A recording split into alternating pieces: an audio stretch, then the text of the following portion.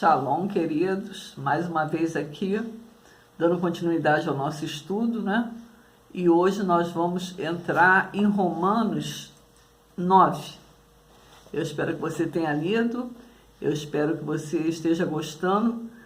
Lembrando que o livro de Romanos é um livro difícil, é um livro para gente, não judeus, é um livro de uma compreensão dificílima, porque Paulo, até o versículo 11, ele escreve para os judeus. Então, assim, a gente que não tem o conhecimento e a gente que não entende as coisas, fica difícil, né? Mas, à medida do possível, a gente vai tentando esclarecer, vai lendo outras vezes, que uma leitura só de uma vez a gente não entende, a gente precisa de outras vezes, enfim. E à medida que a gente for lendo, que a gente for se interessando, que a gente for pesquisando, o Senhor vai abrindo o nosso entendimento, tá bem? Então, Romanos 9 começa a tristeza de Paulo por causa da incredulidade de Israel, do povo judeu, né? Paulo inicia esse capítulo demonstrando toda a sua angústia e tristeza por causa do seu povo israelita. Lembrando que Paulo era judeu, ele sofre profundamente pelo fato de Israel não ter reconhecido Jesus como Salvador. Apesar do ministério de Paulo ser para todo o povo gentil, não judeus, toda vez que ele chegava a algum lugar, o primeiro lugar que ele ia era nas sinagogas. Então ele levava o evangelho primeiro para os judeus. A gente vê na Bíblia tanto Jesus quanto Paulo nas sinagogas ensinando. Nos versículos 3 e 4, Paulo lembra Moisés clamando e intercedendo pelo seu povo. Veja Gênesis 32, 32, quando Moisés fala para Deus, né, que se Deus não for com aquele povo, é melhor que risque ele, o nome dele do livro da vida. E Paulo fala aqui em ser separado, né? É como se ele dissesse que se separaria de Cristo, né, caso os judeus não fossem alcançados. Para ilustrar, David H. Stern, um escritor judeu messiânico, ele declara no seu livro que no dia do Yom Kippur é o dia do perdão que até hoje os judeus comemoram, né?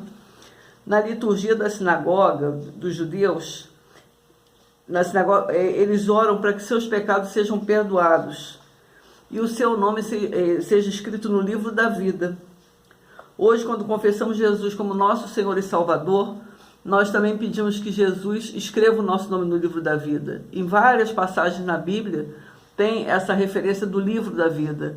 Então, assim, esse livro, ele existe. E para que o nosso nome esteja lá, nós precisamos confessar Jesus como nosso Senhor e Salvador. Para que no grande dia, no dia do juízo, quando o livro for aberto, o nosso nome esteja lá. Então, é assim, não é só os cristãos que falam, porque isso está na Bíblia, isso está na Torá, e os judeus até hoje, eles confessam, pedem perdão dos seus pecados e pedem para que o nome deles esteja nesse livro. A liberdade absoluta da palavra de Deus. Paulo inicia o versículo falando que no versículo 6, né? Falando que nem todos os que estão em Israel são israelitas, no sentido que nem todos são judeus, nem todos fazem parte da promessa. Diz que nem todos da descendência de Abraão são filhos, porque os ismaelitas, que é filho de Agar com Abraão, ele não faz parte da promessa, apesar de ser filho também, porque a promessa é do filho que vem de Sara e Abraão. A promessa vem através de Isaac. No 11:12 fala de Jacó e Esaú. E apesar de Esaú ter nascido primeiro, que eles eram gêmeos, mas Esaú nasceu primeiro, seria o primogênito, quem herda a primogenitura é Jacó. E Deus escolhe a Jacó. Por quê? Nós não sabemos. Deus é Deus e faz como Ele quer. Você veja lá em Gênesis 25, 23, Deus falando de Israel. Israel, que era Jacó, e fala de Edom, que é Esaú. Como nações que brigariam, né? Como nações que repartiriam reinos, né? E Paulo diz que não temos como questionar a Deus. Deus nos formou, pertencemos a Ele e não podemos questioná-lo de nada. O homem não tem condição nenhuma de questionar Deus sobre o que ele fez e as suas preferências. Apesar de Paulo falar em vasos da ira para a perdição, devemos lembrar Romanos 10:13, que diz que todo aquele que invocar o nome do Senhor será salvo. Eu entendo que não é aquela pessoa que invocar por invocar, é aquela pessoa que já confessou Jesus como Senhor e Salvador e de repente ela se afasta por algum motivo e ela clama ao Senhor, né? Então, assim, é a questão da aliança com Jesus. No versículo 27, Paulo faz referências a Isaías em relação à salvação de Israel, que diz que apesar dos filhos de Israel ser como a areia do mar, Deus faz essa referência lá em Gênesis, né? O remanescente é aquele que será salvo. Essa é uma referência ao judeu messiânico, isso é, aquele judeu que aceita Jesus como Senhor e Salvador. Do 30 ao 32, ele declara que os gentios que não conhecem a lei alcançaram a justiça, porque os gentios eles não se baseavam na Torá, eles não conheciam a Torá. Eles alcançaram a justiça pela fé, ao reconhecerem Jesus como Messias.